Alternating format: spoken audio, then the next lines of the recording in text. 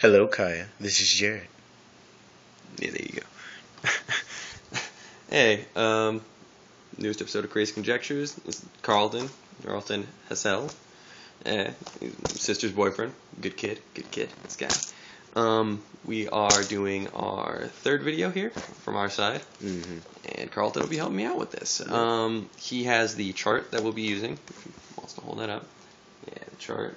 It's got all these points, that I'm going to be using. Going over your video. It's got a lot of points in it somehow. Pretty good. I like your style.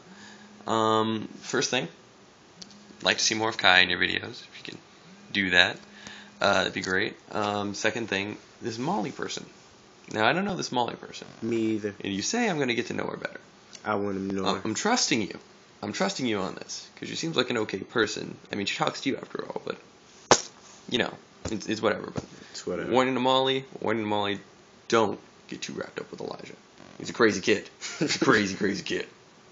No, I'm just kidding. Do what you want.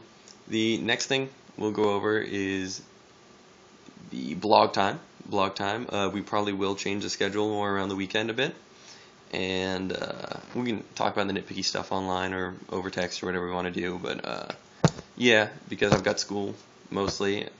I guess whatever Elijah's got going for him over the summer here.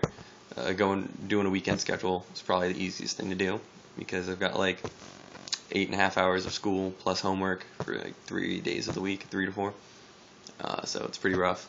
The next thing is we'll talk about your music royalties question.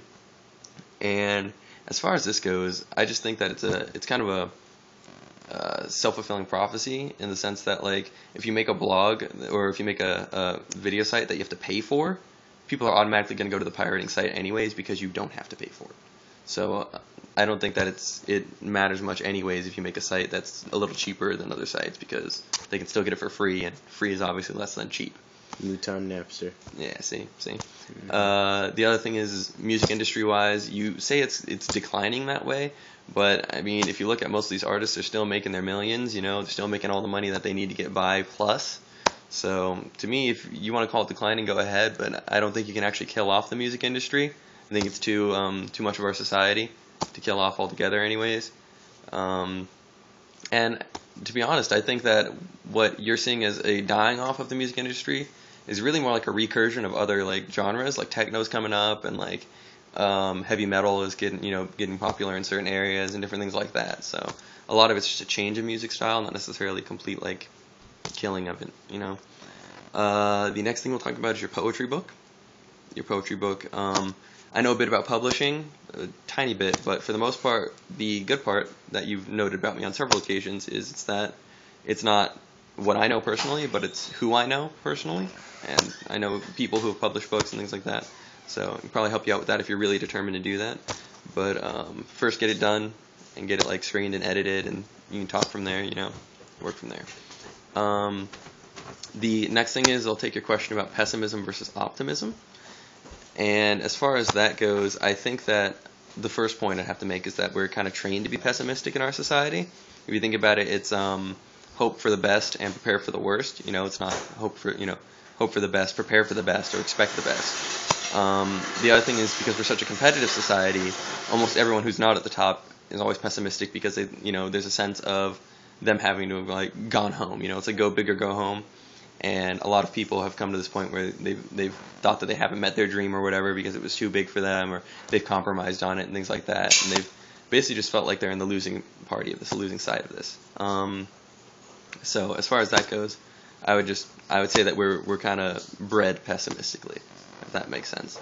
The other thing is there's still a lot of problems that we have, like people starving in other countries, economic decline that's going on in a lot of these countries. And just overall, people like eating themselves into the ground, for instance, or not, living from salary to salary. A lot of America is still doing that. Paycheck to paycheck. Yeah, paycheck to paycheck. Thank you. And so as far as it goes, even if technology is getting better in and of itself, our use of it's still pretty poor as a society, and our living conditions are poor because we've made them poor in a lot of ways. Like our eating habits are pretty terrible, and our exercise habits are terrible, and things like that. And I'm just as much to fault as other people are for that. I'm not. Yeah, he's not. But yeah, so I think that we just live in a pessimistic society because we've created it that way, basically. Because we've edited it that way, if you want to put it that way. Which actually brings me to my next question. I've been interested in phraseology for a while, which is like the way people phrase things, because it emotes like, or it elicits different responses from people, like intellectually and verbally from them. And it's really interesting. Like I think I told you about the cow example, how when you think of a steak, we always think of it coming from a cow and not a bull, right? And that that connectivity, and like I think it was you who had told me recently that most steak actually comes from bulls, and it's amazing to me that we don't like make that connection. Just like buffalo wings, for the logo for that, we always put a buffalo. We don't ever put like chicken, which is where the wings actually come from, boneless or not, whatever. It's phenomenal to me that we've taught ourselves to think in a certain way and to speak in a certain way. And so I was just wondering, where does that start? Where exactly did we get the idea that we should put a cow on something all the time? That we should put a buffalo on it all the time? Like, why does that advertise better? So I guess with that, like, me and Carlton here will just leave you for next time, and see you guys later. All right.